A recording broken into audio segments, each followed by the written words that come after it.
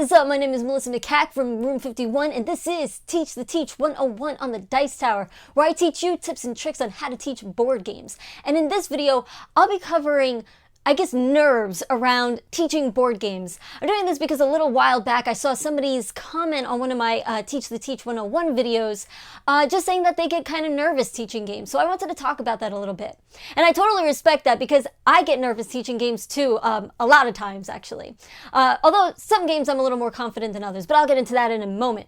So the first thing I want to talk about is in terms of addressing these nerves and how to, calm yourself down, feel a little more confident teaching games is preparation. So I play games several times before I get really confident. But even then, I am always thinking about okay, how am I going to teach this game? I go over it in my head, in the shower, when I'm walking around, whatever I'm doing, right?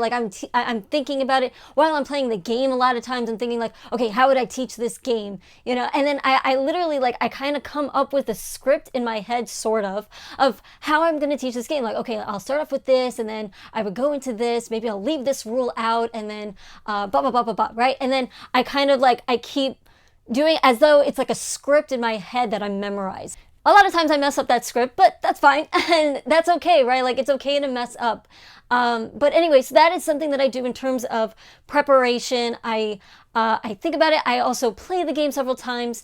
If I'm teaching this game that none of us have played, right? I've never played it myself, I try to play the game by myself at least once or twice. I watch videos. I try to read the rule book, although I don't quite like reading rule books. It's not my forte. I really like watching how to play videos. But anyway, I do try to read the rule book, watch those how to play videos, make sure I really understand the rules. Not just okay, I know the rules, but I understand exactly how they work. Sometimes it doesn't quite happen, and I have to just sort of teach off the cuff a little bit, and then it becomes sort of okay, we're all sort of learning this game together as a collective group of people growing from each other. So that's something that I do to prepare, to feel a little more confident in teaching the game. The next thing is just what group of people am I teaching it to, right? Because if I'm teaching to my friends, I feel a little bit better because it's they're my friends, whatever, we joke around. There's an ongoing joke that I mess up rules a lot, and that's okay, right? As long as everybody's having fun, that's the number one thing, and that's what I talk about pretty much in all of these videos. As long as people are having fun, that's the biggest deal, right? It doesn't matter if you've messed up a couple rules, that's okay. If you didn't teach it perfectly, you didn't master the art of teaching this particular board game, whatever. As long as everybody had fun, that's it, and that, I think, just thinking about that makes me feel calmer because it's okay, we're just hanging out. And that's it, right? It's not this big deal. So that's something. If you're teaching to strangers, I don't teach to strangers. I am way too shy for that. I don't do that. So that would kind of freak me out. And I could totally understand if that's making you nervous as well. I get nervous just teaching my friends sometimes. So teaching strangers is not my forte. But if you are planning to do that, then I would say practice it, right? Practice teaching a particular game with your friends, family members, whatever, new gamers, whatever it might be, and practice it until you're yeah, I could teach this in my sleep. And then you could go ahead and teach those strangers. That's probably what I would do if I had to do something like that. But like I said, I try to avoid that at all costs. I think another big fear is just a couple things, right? One, maybe messing up a rule, or two, just sort of the judgment from people of how well you taught that game.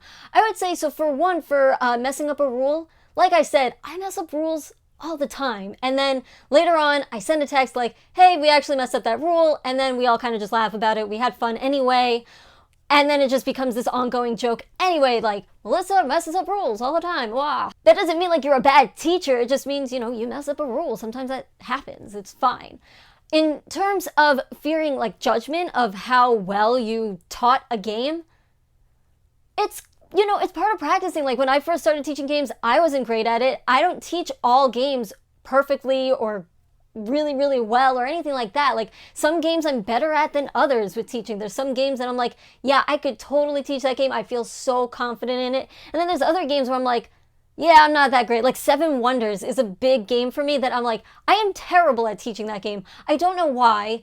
It's just, I don't know why I find it so difficult to teach that game, but I do want to make a Teach the Teach on it, so I will come up with the perfect formula for teaching Seven Wonders, according to myself. But anyway, yes, so it's okay that there are some games that you're not that great at teaching. That's fine. You know what? At the end of the day, you're the one who said, like, we're going to get together, we're going to play a game, we're going to hang out, and you put in the effort to actually teach that game. And that's something that should be, like, thanked, I think, right? Because it's hard teaching games, and it takes practice, it takes mental energy, emotional energy, and like a lot of times you're also even forfeiting your own, I guess, strategies and thought in terms of like actually trying to win the game.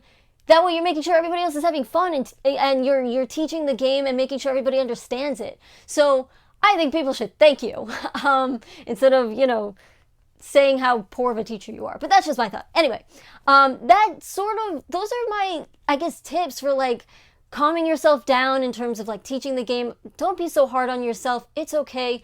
Just make sure people are having fun. That's the biggest deal.